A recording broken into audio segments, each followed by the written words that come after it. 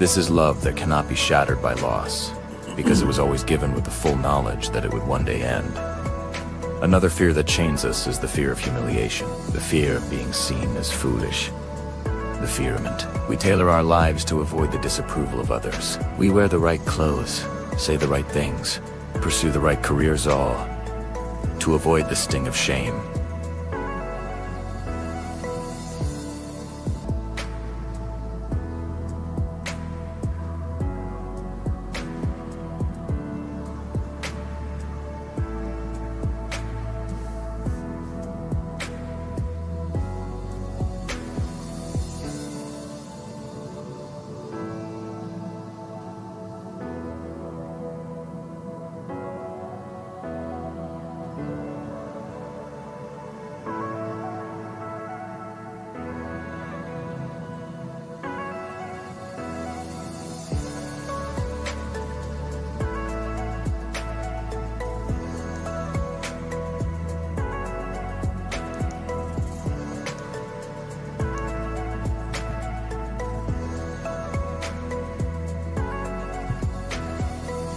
You will be embarrassed. You will feel the heat in your cheeks.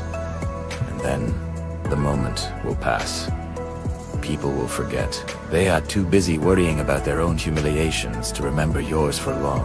When you have imagined the worst shame and realized it cannot touch your core, you become fearless. You speak your mind. You take risks. You live authentically. You become, in the eyes of the world, unshameable.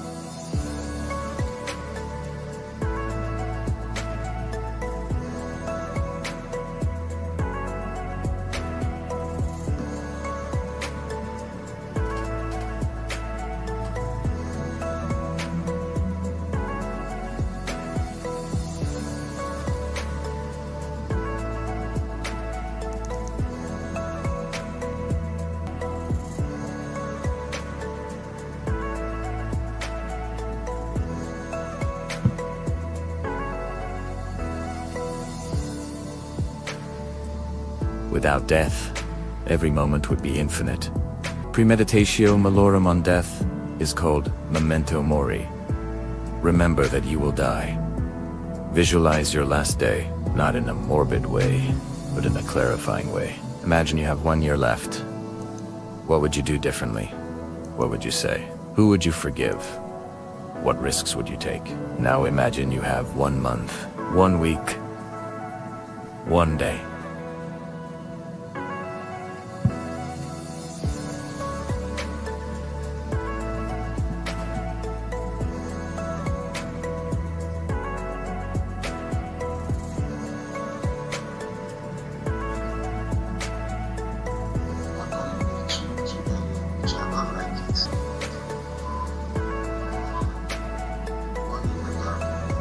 Student,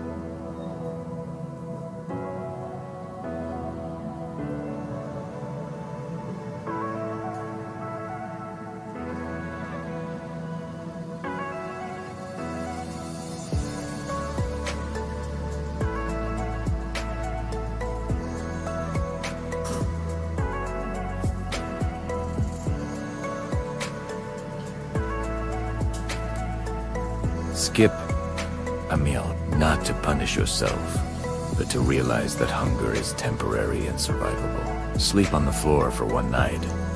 Feel the hardness. Wake up, Steve, and realize that you are still you without an umbrella. And notice that the world does not end. These are not acts of masochism. They are acts of liberation.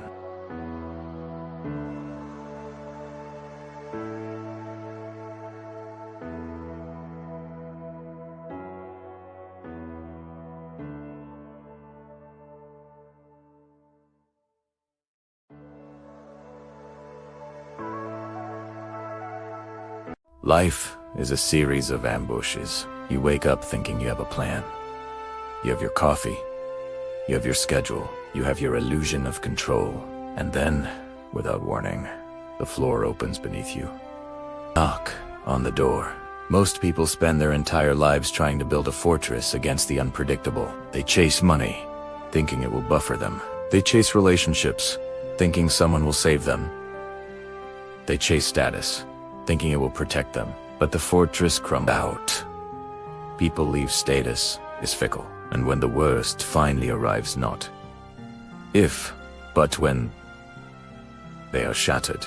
Not because the event was too hard, but because they were too soft. They were unprepared. The Stoics had a name for this. They called it Premeitdatio Malorum, the premeditation of evils, the deliberate, disciplined practice of visualizing the worst-case scenario before it happens.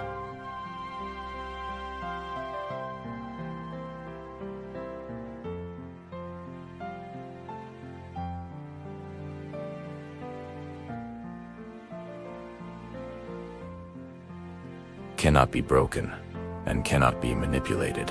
Today, on Stoic Mastery, we are going to explore the darkest, most powerful weapon and most misunderstood weapon in the Stoic arsenal.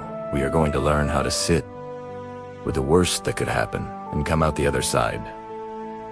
Unafraid, but free. This is Prepare for the Worst. The Stoic secret to unbreakable discipline. We live in a culture that sells us a single, dangerous lie, that we can be safe.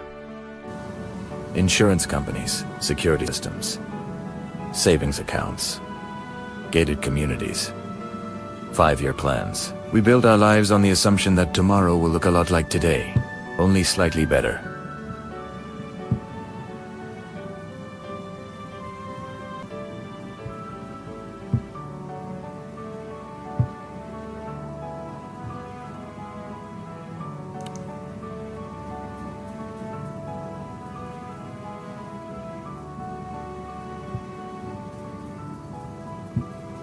The Germans walked around it.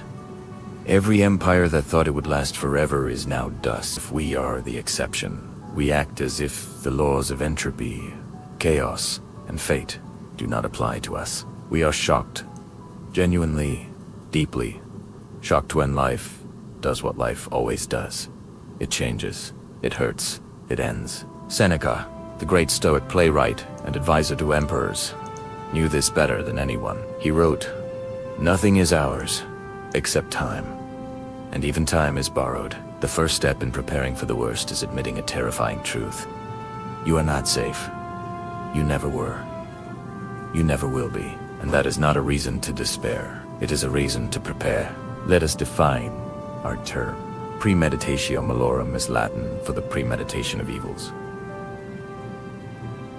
It is a spiritual exercise, a mental rehearsal, where you intentionally visualize bad things happening, not to make yourself miserable, not to manifest disaster, but to rob disaster of its power to surprise you. Seneca advised his friend Lucilius, "Set aside a certain number of days, during which you shall be content with the scantiest and cheapest fare, with coarse and rough dress, saying to yourself the while, 'Is this the condition that I feared?'" He was talking about practicing poverty, not because poverty is good, but because the fear of poverty is look it in the eye. The exercise is simple in theory, brutal in practice. Identify what you are afraid of losing. Visualize losing it. In detail, ask yourself, can I survive this? Can I adapt? Can I still be virtuous? realize that the answer is almost always yes. You are not hoping for a disaster, you are building immunity to it. Think of it like a vaccine. A vaccine introduces a tiny, harmless piece of the virus into your body so your immune system learns to fight it. Premeitdatio Malorum introduces a tiny, mental dose of disaster so your soul learns to endure it. Modern science has caught up with the Stoics. We now understand why this practice is so effective. The amygdala is your brain's alarm system. It scans for threats. When it detects one, it hijacks your nervous system. It floods you with cortisol and adrenaline. It shuts down your rational mind. This is the fight or flight response. The problem is, the amygdala cannot tell the difference between a real threat and an imagined one. If you think about a tiger, your body reacts as if a tiger is actually in the room. Your heart rate increases. Your palms sweat. You feel fear. This is the key.